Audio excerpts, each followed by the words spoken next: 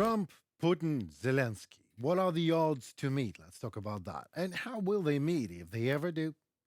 Second topic, Ukrainian drones attacked several Russian oblasts overnight on January 10th. What is known so far? And cherry on the top, Blitz interview with the former U.S. ambassador to Ukraine, senior director of the Atlantic Council's Eurasia Center, Mr. John Herbst, on UATV English. Good afternoon, my name is Enrique, and we are, yes, UATV English, an English-speaking Ukrainian state media in constant persuasion to deliver hard truth in easy terms for you, for the whole free world, directly from Ukraine. Donald Trump has said that a meeting is being arranged between himself and Russian dictator Vladimir Putin. The U.S. president-elect gave no timeline for when the meeting might take place. He wants to meet me and we're setting it up, he said in remarks in his Mar-a-Lago resort in Florida. A spokesman for Ukraine's foreign minister said on Friday that Kyiv expected high-level talks to take place with the Trump administration after the inauguration. The president-elect has nominated Keith Kellogg, a former national security advisor and retired lieutenant general in the U.S. military, to be special envoy to Ukraine and Russia for his second administration. Well, good pick, if you ask me. Kellogg set out his ideas for how the United States could bring about an end to the war in a research paper published by the America First Policy Institute, a pro-Trump think tank, in April last year. He proposed that Ukraine should only get further U.S. aid if it agreed to participate in peace talks with Moscow, Putin. The paper also suggested, however, that if Putin, Moscow, refused to take part, then the U.S. should continue its military aid to Ukraine. Well, God bless Moscow then. Following Trump's election win in November, Zelenskiy said he believed that with Trump as president, the war would end sooner than it otherwise would have. It is certain that the war will end sooner with the policies of the team that will now lead the White House. This is their approach, their promise to their citizens. Volodymyr Zelenskiy, President of Ukraine. Negotiations. This is very good when all the negotiating parties are there. Let me do you a favor and open a history textbook for you to turn into visual what I wanted to say. What you're about to see is Joseph Stalin representing Soviet Russia and German Foreign Minister Joachim von Ribbentrop, signing the Treaty of Non-Aggression between Germany and the USSR, also known as the Hitler-Stalin Pact or the Nazi-Soviet Pact. Under this secret protocol, Poland was to be shared, while Lithuania, Latvia, Estonia, Finland, and Bessarabia went to the Soviet Union. So hard truth in easy terms here sounds like that. Any treaty about Ukraine without Ukraine involved in decision-making would be exactly that. Treacherous protocol of announcing legitimacy, not only to the current, but also to future Putin's invasions. And Putin, as a worthy successor of Hitler and Stalin taken together, will certainly invade again, while the duped West will turn a happy blind eye and rejoice at the peace proclaimed at the expense of Ukrainian blood, at a cheap gas and a rosy future which, just as it was the case with the World War II, never came. Ukrainian drones attacked successfully several Russian oblasts overnight on January 10th, causing severe fires in Leningrad and Rostov Oblast. Local authorities and Russian independent, or sort of, media reports. Russian air defense forces reportedly intercepted 40 Ukrainian drones throughout the night. Russia's defense ministry claims exactly that. According to the ministry, Russian forces destroyed 16 drones over Rostov Oblast, 4 over Kursk and Voronezh Oblast, 3 over Bryansk, 2 over the Kuban region, 1 over Belgorod Oblast, and 10 over the Azov Sea.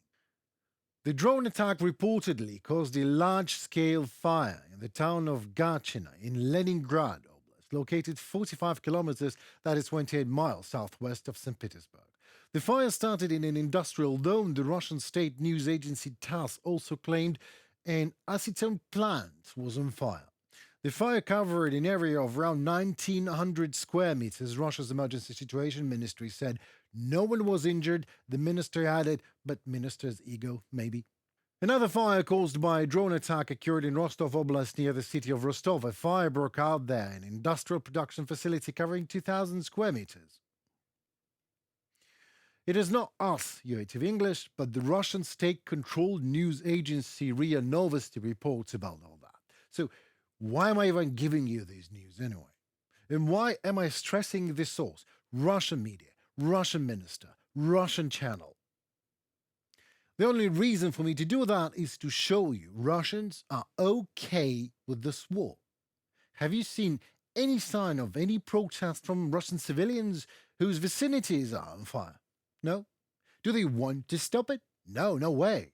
It is a national acceptance and moreover approval of this criminal Putin's war. This is Russia, you see, to delegate the national responsibility to an idol, to the Tsar, and whatever he does, and it is always a he. So whatever he, the Tsar, does, if he is appealing to something like Russians are great, our culture is great, we are defending great Russian, whatever it is. History, language, religion, genetics, national debt, for God's sake, does not matter as long as it is Russian, it is great by default, and must be protected. And who's from? Who's the enemy? Well, plenty. Chechnya, Georgia, Moldova, Poland, Ukraine, you name next. Let these Ukrainians, Poles, Chechens, Georgians, Moldovans burn and die for having no desire living under great Russian culture. Russian people not only are okay with all that, they're craving it. It is a national, yes, let's shed blood. Russians issue the absolute carte blanche to the Tsar so he can spill as many blood, and also Russian, by the way, as he wants. Because that Russian national hatred helps them. It helps them to forget that they all are driving German and American and Chinese cars using Western technologies every damn where, from household to space and internet and back, banks and currencies. All these 300 billion of Russian assets frozen in the Western banks, these are dollars and euro, right? No rubles. Otherwise, Russians would have invested their own money in their own Russian banks. But no one trusts Russian banks, even in Russia. That's why assets are in the West. All there is national superego, ignorance, aggression, arrogance, and desire to destroy whoever lives better. This is what Russia is. Indeed, a good euphemism for Russia is, like it or not, a 404 country where national pride, instead of development in science and technologies, is built solely on communist past and dictatorial nowadays in the name of imaginary imperial future.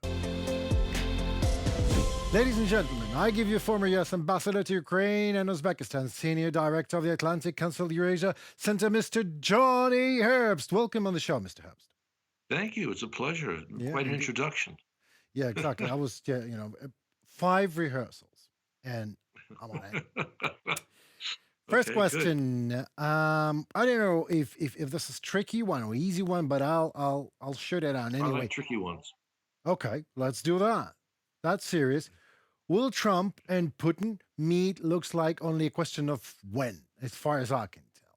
Until that, Putin will bomb and shell Ukraine all he wants, and the world just watches and waits when Trump and Putin will meet. How can we be sure Ukraine involved in these negotiations? So for us not to be, Poland during World War II, like split between Soviet Russia and Nazi Germany, sort of, but still. It's very simple. Ukraine has a strong military, and it has largely, not entirely, kept the Russians at bay. So you will certainly have a major voice in the negotiations. And I think it's important that Trump see Putin. I think it's important that Trump see Zelensky. And I think Trump is beginning to realize that the problem here is not Ukraine, but Russia. Only starting to realize, slowly, but it's starting to happen. Right. So until that moment, no. He was really thinking that You say until that moment. Well, I mean, today, does Trump understand right now the problem is Russia, or the thoughts were that it is Ukraine? Really? Well, if he has eyes to see, and I believe he does, Yes. he's beginning to understand. We know that Trump's team, presumably with his okay, Mm. has been outlining publicly the elements Right, of a right. Yeah, peace deal. yeah. And I think there are four major elements. Two are not easy for Zelensky, two are not easy for Putin. Zelensky has demonstrated a willingness to accept those as the terms for negotiation when he said he's open to territorial compromise. Lavrov made clear just a few days ago that Russia rejects Trump's terms. And I think that's one of the reasons, maybe the reason, why Trump said recently, well, no, this is not going to be solved in 24 hours. It'll take 6 months, but hopefully only 3 months. I think that's a very optimistic scenario, too, but it's much more realistic than 24 hours. Indeed, that much is clear. But well, Trump says many things. So I know that my native Latvia once owned an island of Trinidad and Tobago, something like that, about 1,000 years ago when Latvians were Vikings. So what Trump said about Canada, Greenland, and Panama are almost American by now, right? Can we please have that island back? I mean, how serious Trump is about what he's saying? I know Trump talking and Trump walking are two different personalities, but I seriously, think we've learned that Trump's rhetoric is certainly part of his style that's true. and part of his politics, True. but it's not always mirrored by what he actually does. And I think we should use that as a point of reference for evaluating these statements.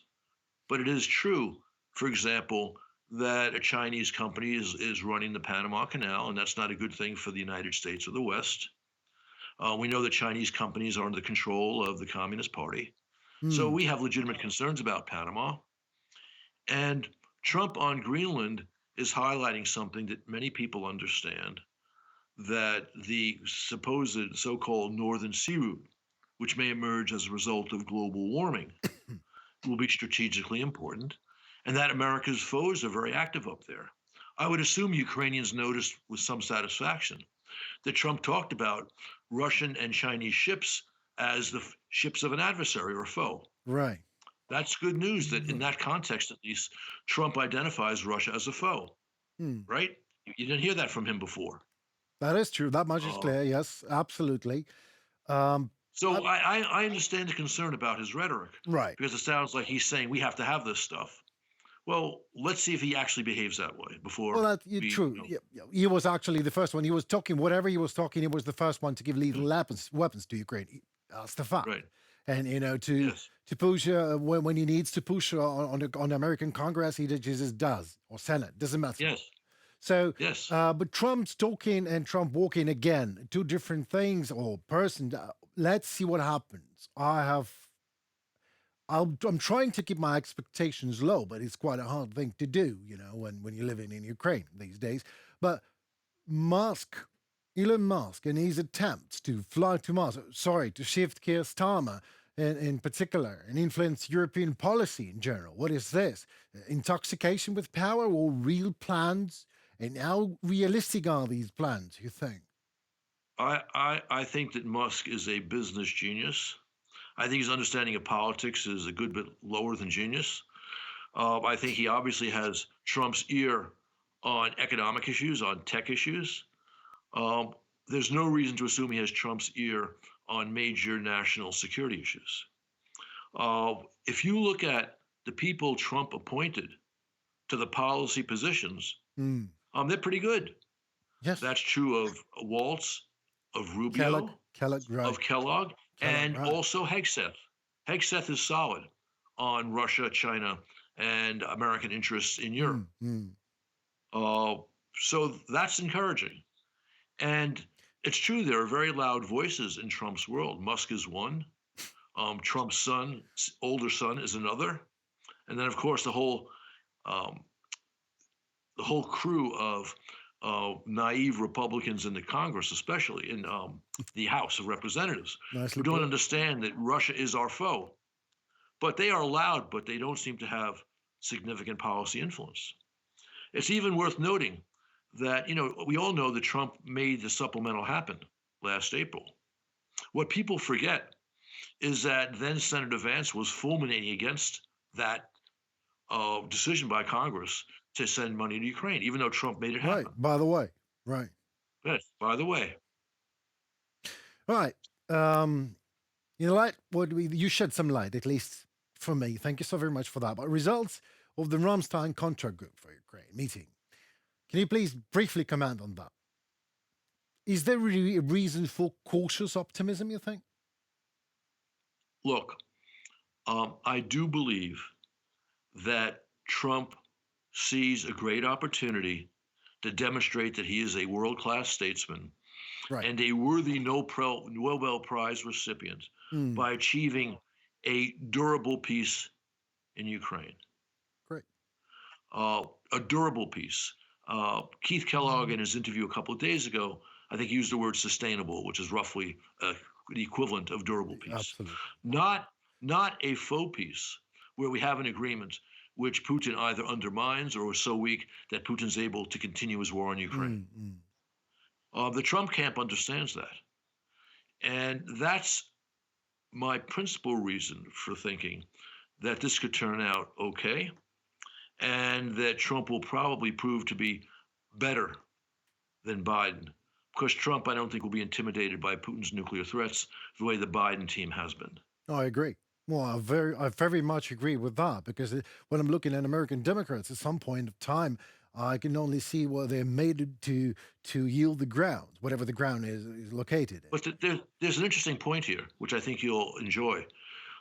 Those loud voices in Trump world are also talking about their fear of Russia's nuclear bluster. So they have that in common with Jake Sullivan and Joe Biden. Well, talking about the nuclear fears and fears of escalation, so this is a solid topic to talk about for hours and hours. But at least, as I already said, you shed some light for me and hopefully for my audience again. Yes, there is a reason. And yes, I agree with you. Trump is better than Biden, to put it in plain terms. I think this is the way, because he is decisive. Decisions. And I have a lot of questions, but we're all going to see what is going to happen in 10 days. And thank you so very much for a little bit more ground for that cautious optimism that I already mentioned, and for your It's going to take a lot more. It's going to take a lot more than 10 days for us to see what's going to happen. Yeah, sure, that's for sure. But at least the first steps will be already. Yes, we'll start to see the official steps. In 10 days. Exactly. The first but talking about NATO, people are here.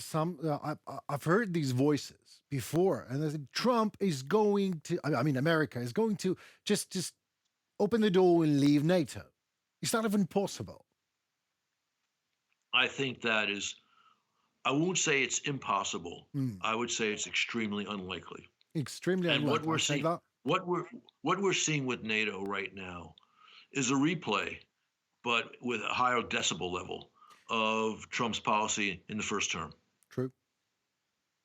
Well, again, what can I say? Amen to that. Thank you so very much, and I hope to talk to you, sir, very much soon. Okay. Do побачення. Do побачення. Thank you. Goodbye. That is all, folks, for tonight. Thank you so very much for your precious time with us.